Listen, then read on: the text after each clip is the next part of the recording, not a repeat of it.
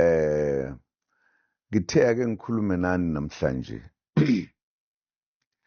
ngento engibona ukuthi iyaqhubeka noma thina sazi ukuthi siphila ezweni eliphila ngokuthi linombuso wentando yeningi. I'm greeting all of you in our beautiful country, South Africa.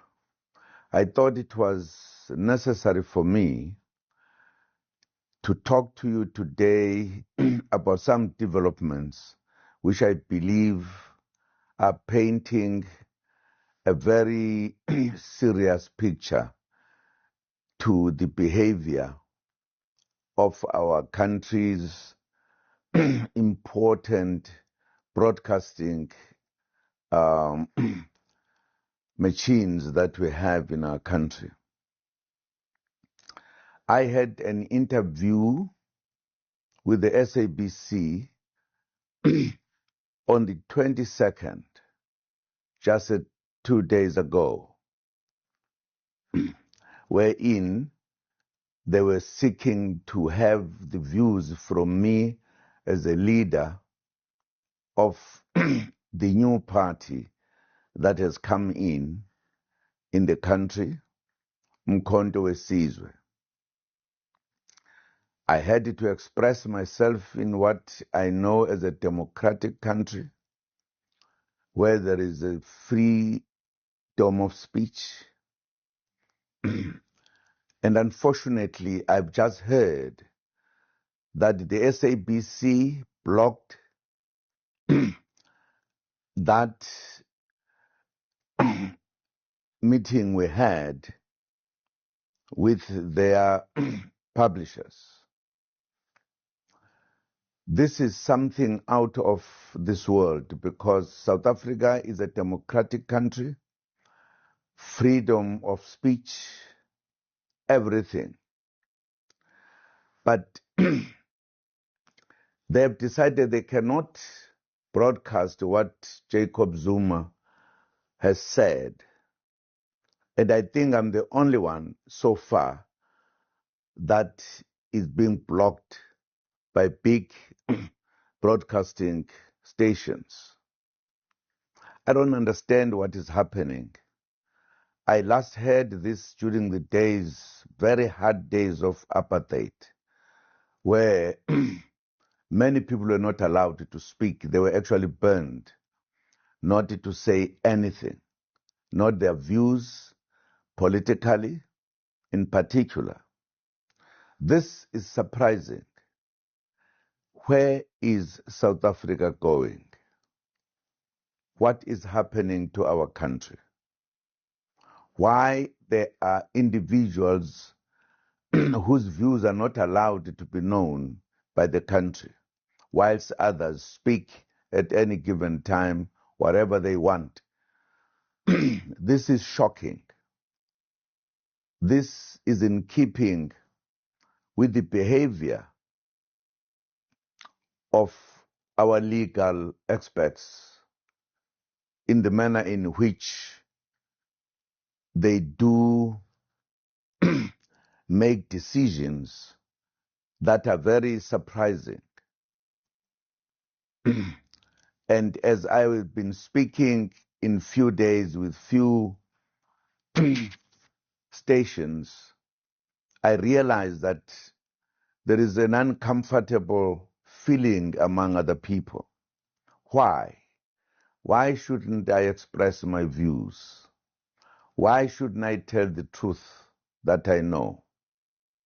There is something shocking that South Africa is pulling back to apartheid methods and behavior. The whole SABC says Zuma must not be heard in South Africa. Where must I be heard? This is my country. I belong here. This is surprising. But it is even more shocking that not only the SABC, But the ENCA has done exactly the same. On the interview I heard at Nkandla yesterday, which was the 23rd. Again, they blocked what I had given to the colleagues who were talking to me and asking me questions. Are we going back to apartheid country? What is happening in the country? The reason why I felt I should say something, because if it was just one kind of broadcasting station, I would have said maybe there was a mistake somewhere. But it is clear that all these big stations have come together to say Zuma must not be allowed to speak. Why? When we are getting into the elections, when we are supposed to express our views to the population of this country, when all political people are talking, are saying everything they want to say, and they are allowed to be heard. Why is Zuma not allowed to be heard on his views? In other words, whether it is the media or the judiciary in particular, they are waiting to ensure that Zuma's views must not be heard. Why? This reminds me of the days I joined the struggle, because there was such apartheid kind of decisions and behavior that many of us were not allowed to speak, not even allowed to vote. Now we're about to vote, I'm campaigning. Now people are almost exercising the apartheid time, that people like Zumas are not allowed to be the president of the country. Why? What has he done? This is continuing in our own country. I wanted the people of this country to know that we seem to be getting back to apartheid behavior. We seem not to be indeed appreciating that we have a free country where people must express themselves freely, and the institutions that broadcast have the obligation to do so, not to stop others whilst giving even more time and everything to others. South Africa seems to be moving to a very serious situation. The problem is that if people stand up and say what we are doing, and because they've got no power to protest and do everything, they are going to be said, these are the people who are not respecting the country. But those who are actually having all the power to speak, to do everything, are given that one. I also heard that, in fact, the instructions came from the top. Why is this interference? I believe that as a country, we cannot keep quiet. And that's why I've decided to speak on this matter.